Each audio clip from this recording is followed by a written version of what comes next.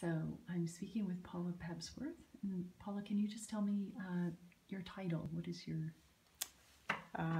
Doctor, PhD, of primatology. primatology?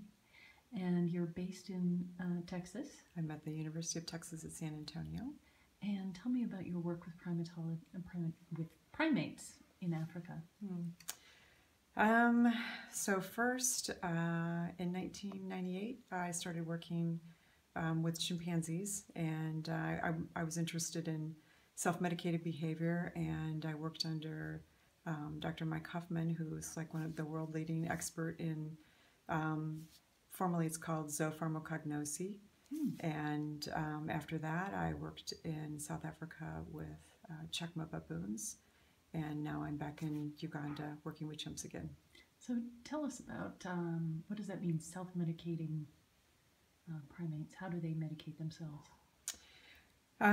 Primates get sick, or all animals get sick, just like people do, and they learn primarily from their mothers what kinds of things they can use. They're both medicinal plants or other non-nutritive substances.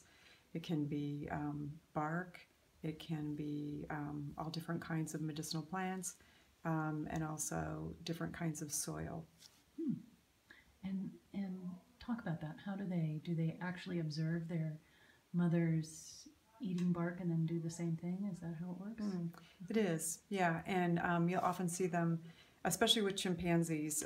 In baboons, you never see food sharing, but with chimps, when they're quite young, you can see like the mother will break off a piece of termite mound and they'll begin eating it, and the infant will put the hand out and be begging for some, and the mom will push it forward in the mouth, and then the infant will have some. So they learn at an early age. Some other kind of medicinal plants, you don't see the mother, they don't share at that time. It's like if the mom, you could see visibly they're ill, they've got diarrhea, and if I had like checked the sample, you could see a really high burden of parasites. And you'll see them very purposefully go to a plant and pull off the outer leaves and get to the inner pith. That's something that we know is quite bitter. And then within 24 hours, they're completely recovered. Wow. Wow. So I assume this has implications for humans as well.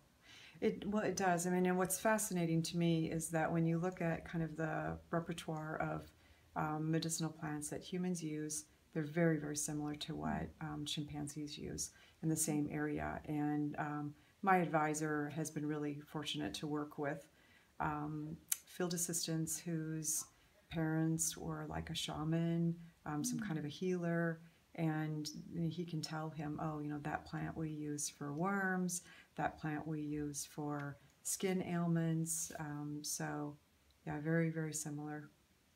Okay, so that's part one, and I'm going to stop now.